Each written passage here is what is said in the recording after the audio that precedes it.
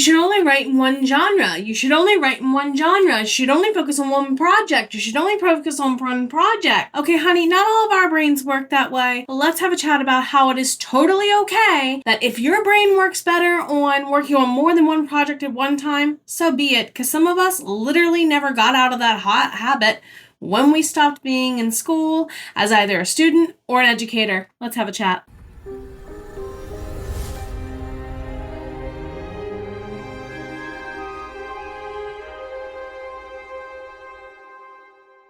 Welcome on in, everybody. My name is Jenna O'Malley. I am your soul writer, author of sci-fi fantasy with dashes of romance and nerdy references, such as Vitae Langica, the Burnout Annals, and more. I am also owner and operator of Soul Bard Academy, which is not just a membership here at this channel, but also a way for you to realize that you've been trusting your soul to do the right thing all along. And we are looking to form a community that we can actually help each other get our feet on going where it needs to be. If you want to do any kind of not just sprints, but we're coming back to doing classes, peer review nights, things of that nature. And maybe we should bring back Saturday morning, Sunday morning coffee-like things for those of you who miss the days when I would have a morning shift somewhere along the lines, because I miss not just my nighttime peoples, but also my morning time peoples. Welcome on in, welcome on in. If you made it this far, like, comment, share, subscribe, do bring a friend. We are on the, I don't want to say a crusade, on the crescendo, that's the word we're looking for. On the crescendo towards 2000, if I could get out of the 1950s. Both of my parents are somewhere laughing at me for saying that. Anyway, so welcome on in, welcome on in. Grab your favorite drink, grab your favorite snack, and let's have a chat. I do invite you to comment along because this is not a one-way conversation. I'd like your feedback and your discussion, well, in the discussion portions of the video. So we are looking at why is it totally okay for you to actually go ahead and do what your brain wants you to do anyway and work on multiple projects. I'm coming at this from the perspective of someone who taught high school English and creative writing for 15 plus years. My whole life, all the way back into college and high school, has been a master class in multiple projects going on in my life at one time. And the teacher assigning them, whether or not they're actually like a teacher at school, a boss at work, a mentor, my parents, life teachers, the homework they assign, they do not care that you have other assignments from other teachers that are doing this. Hello, all of my people who are high school, college, and doctoral whatnot students listening in, you felt that. So for me, I tried to focus on a deep dive, one book at a time. That is why, in part, it took me so long to write my first couple of books for the Burnout Annals, in my opinion. Why? Number one, I was burning out, I was misaligned, because there is a difference between burnout and misalignment. Video on that likely coming ×2 now, because this is the second vlog where I've promised it. There is a difference between burnout and misalignment. I was in a misalignment version of burnout for my teaching career, and I did not want to end up there with my writing. I was already starting to get in writer burnout by going by somebody else's game plan.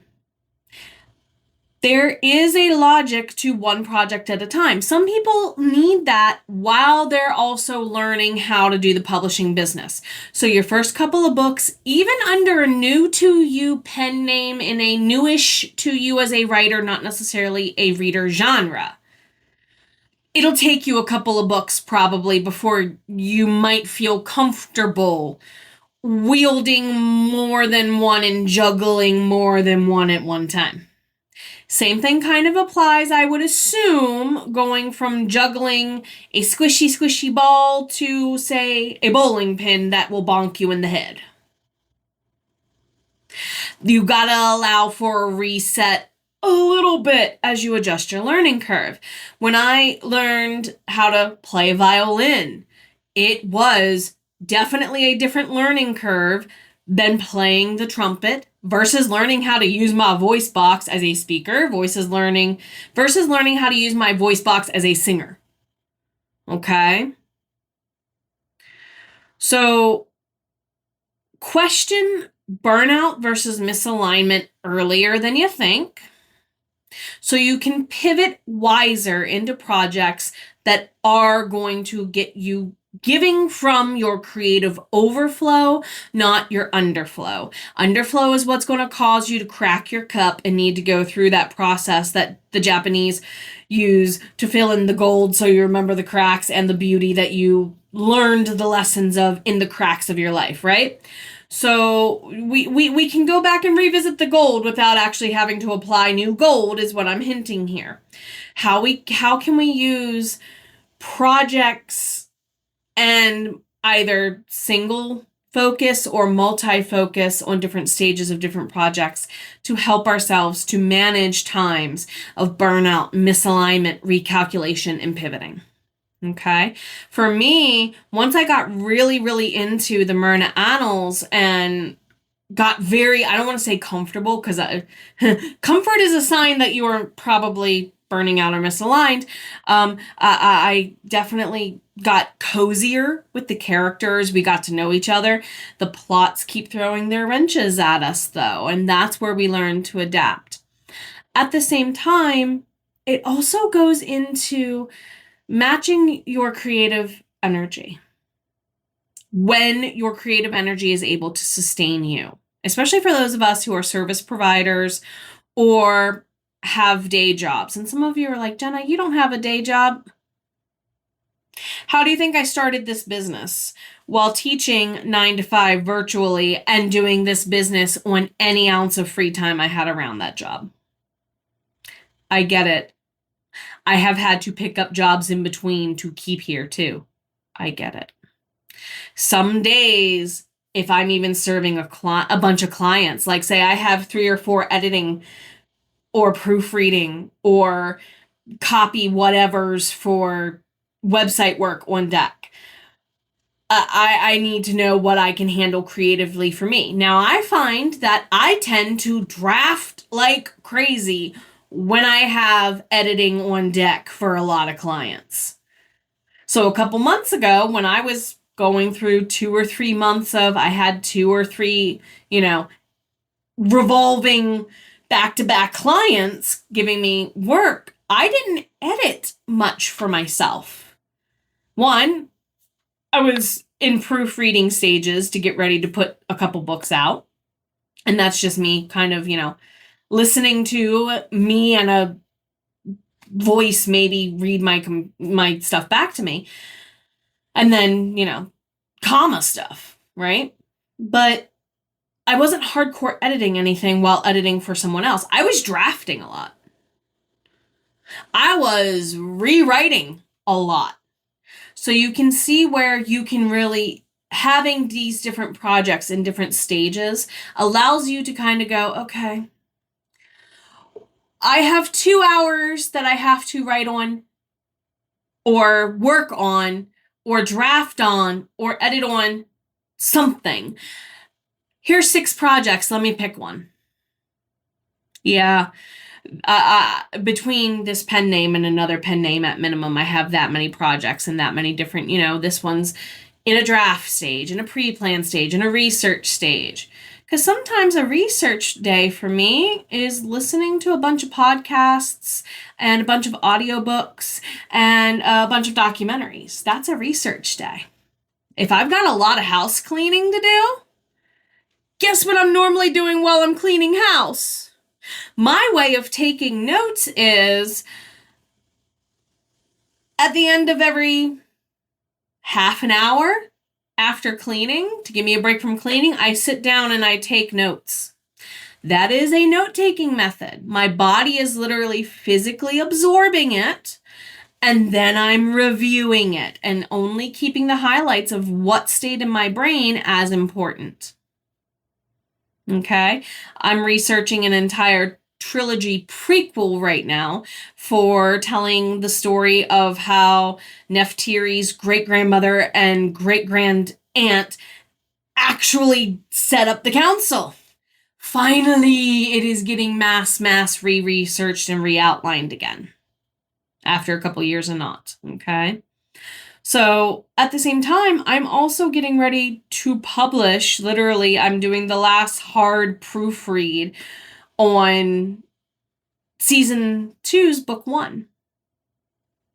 So I'm trying to keep, stuff that crosses over and stuff that touches each other, write them and form them in real time for those of us who like to write the metaversey kind of things. It really does make sure that you are getting a multi-angle perspective on your series and on your books and on which characters are where doing what during which time and who should be able to know what and who should not know what. And oh my God, so much that did not make sense in my first book to me, even as an author, now suddenly makes so much more sense.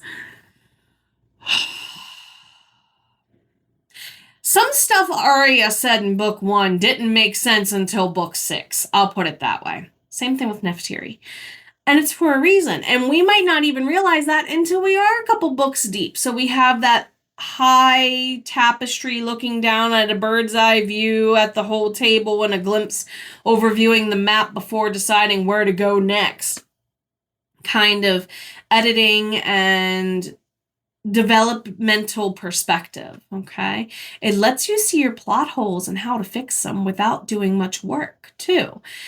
Because you're probably able to go in and see, hey, 3 sentences will fix this, not changing 3 chapters. Which can in turn, and final point, speed up your publishing deadlines.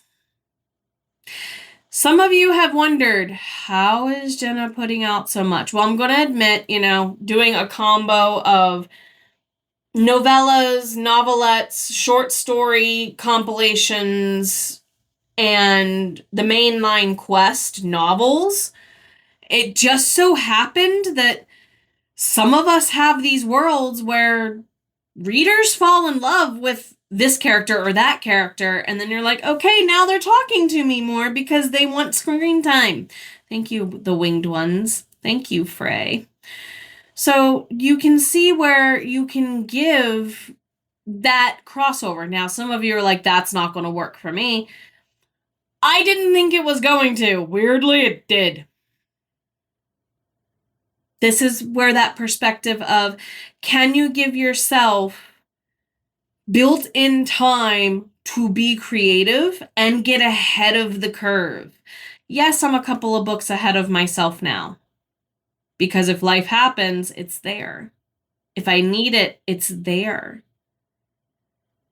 So what works for one person's brain is totally fine. And some of you are going, Jenna, this would never work for me.